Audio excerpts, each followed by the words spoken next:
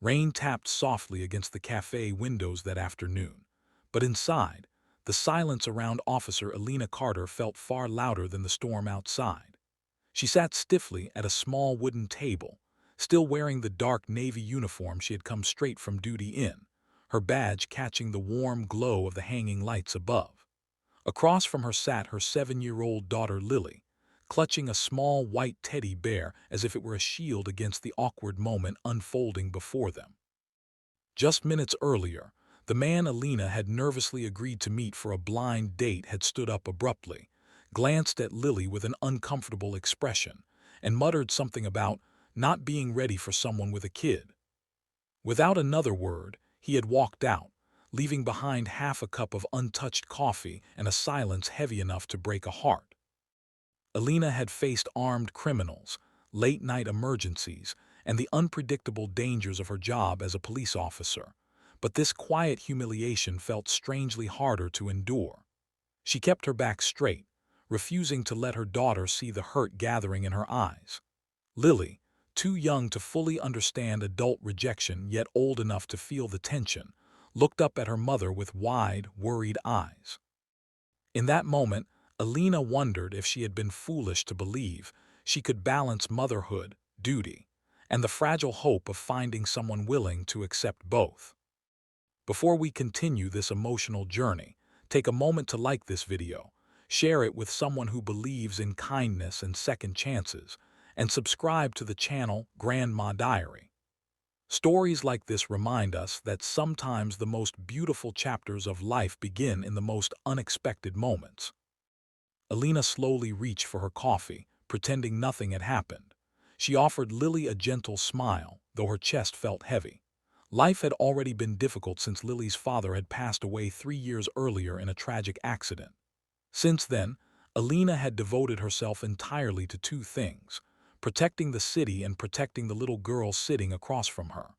Dadding had seemed impossible at first, but friends had encouraged her, telling her she deserved happiness too. Still, moments like this reminded her why she had avoided it for so long. At the table beside them sat a man who had quietly witnessed everything. His hands were rough, stained with the faint marks of grease that no amount of scrubbing could completely remove. He wore a simple gray jacket and work boots, and his tired face carried the look of someone who spent long days fixing other people's problems while quietly carrying his own. His name was Daniel Hayes, a 36-year-old mechanic who owned a tiny garage just a few streets away. Daniel hadn't meant to stare, but the scene had struck something deep inside him. As a single father raising his 10-year-old son Noah alone, he knew exactly how painful it could be when people saw your child as a complication rather than a blessing. Noah stood beside him now, shyly looking down at the small toy car he held in his hands. Daniel hesitated.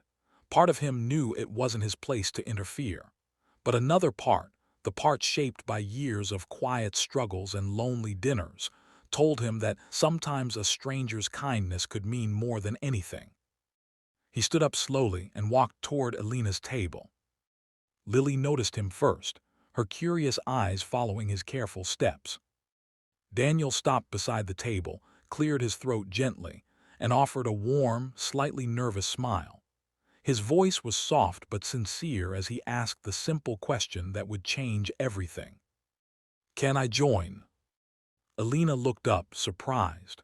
For a moment she didn't know what to say. She expected pity or awkward sympathy, but instead she saw something else in his eyes: understanding. Before she could respond, Daniel gestured toward the empty chair left behind by the man who had just walked out.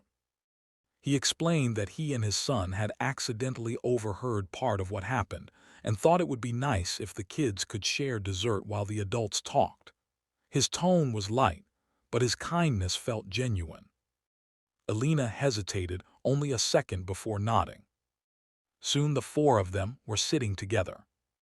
What started as a tense moment slowly transformed into something surprisingly warm.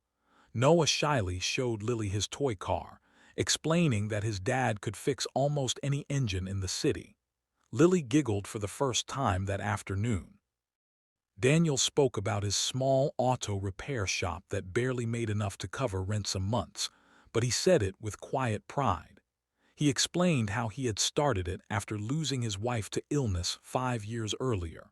Raising Noah alone had been the hardest job he'd ever faced. Elena listened, surprised by how easily the conversation flowed. She shared stories about long patrol nights, about the strange mix of danger and responsibility that came with wearing a badge. She also admitted that motherhood had been both the greatest joy and the greatest challenge of her life.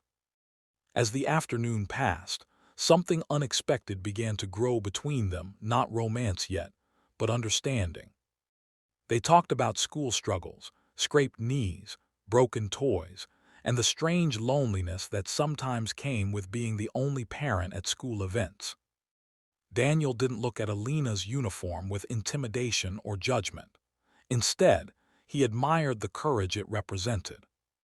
And Elena didn't see Daniel's worn boots and grease-stained hands as signs of failure. She saw the quiet strength of a man who worked every day to build a life for his child. Weeks passed after that meeting. They began running into each other more often, sometimes intentionally, sometimes by chance. The children became friends first. Lily loved visiting the garage where Daniel patiently showed her how tools worked. Noah admired Elena's police car and the stories she told about helping people. Slowly, the four of them formed something that felt almost like a family. There were still challenges. Elena's dangerous job often worried Daniel. Daniel's financial struggles made him hesitant to believe someone like Elena could truly want to build a future with him. But each time doubt appeared, small moments pushed it away. A repaired bicycle. A school play where both parents showed up. A quiet dinner where laughter filled the room. One evening nearly a year after that rainy cafe afternoon, Daniel stood outside the same cafe where everything had begun. The lights inside glowed warmly through the windows. Elena arrived wearing a simple dress instead of her uniform. Lily and Noah ran ahead inside, already laughing.